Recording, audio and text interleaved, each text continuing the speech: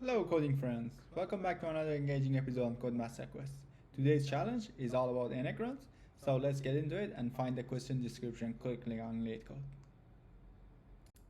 For given two string s and p, we should return an array of all the start indices of p's anagram in s, and you may return the answer in any order.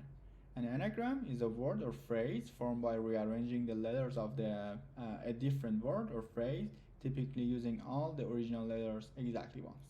So if you look at the example number 1, we will have s equal to this string and p equal to abc, and we should return 0 and 6, because if we start from index 0, we will have cba, and you can rearrange the letters of this sequence and make abc.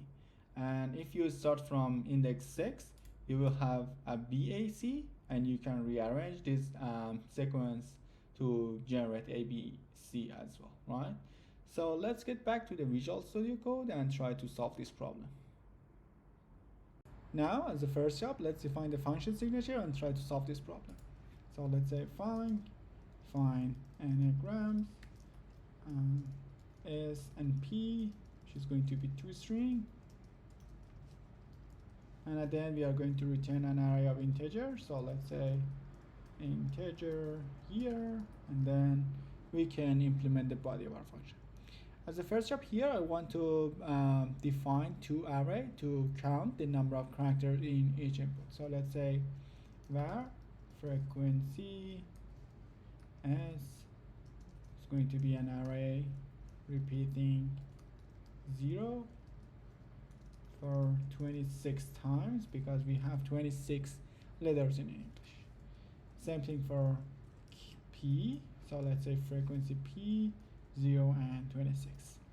And since we want to have access to different characters in this two input string, I want to make an array from these two inputs. So let's say s equal to array from s and p equal to array from p.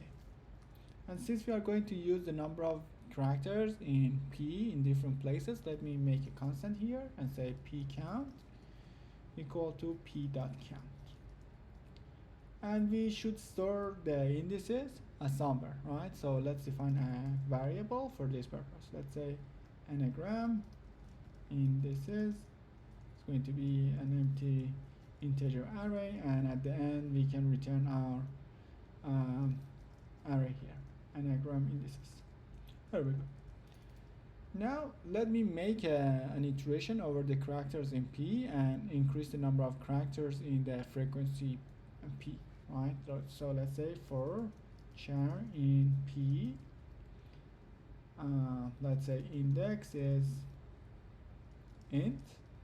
For char ASCII value, it's optional, so we need to unwrap it, and then let's say character a ASCII value, and unwrap this one here as well.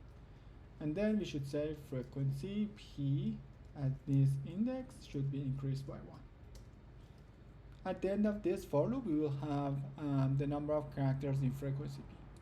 Now let's make a for loop over the range of lengths of the input s. So let's say for I in range from 0 to s dot count, then we are going to check the windows with length equal to p count. So if we are going to be greater than or equal to p count, then we should remove the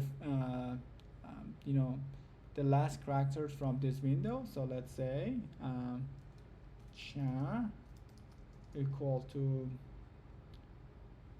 s I minus p count.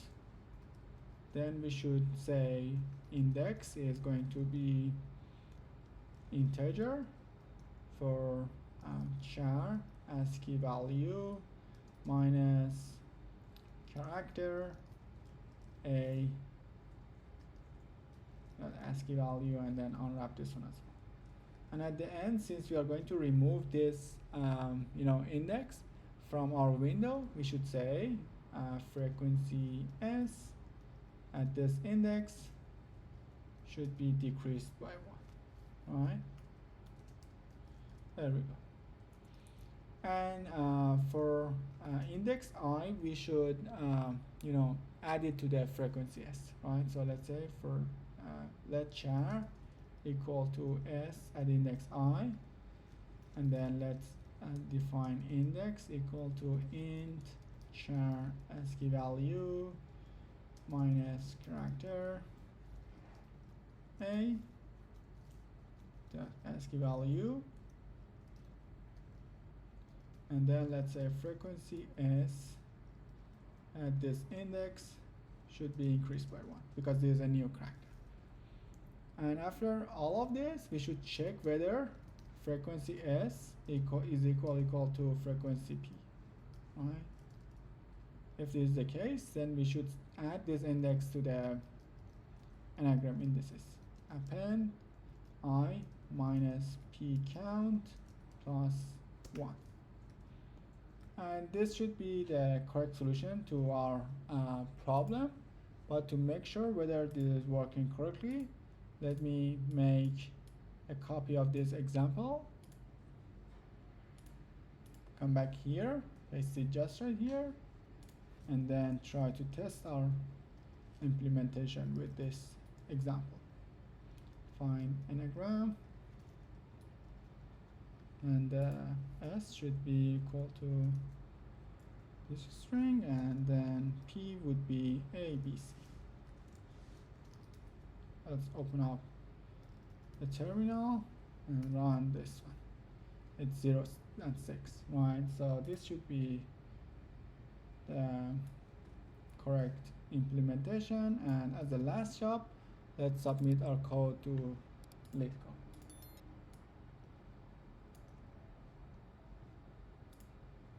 The submit button,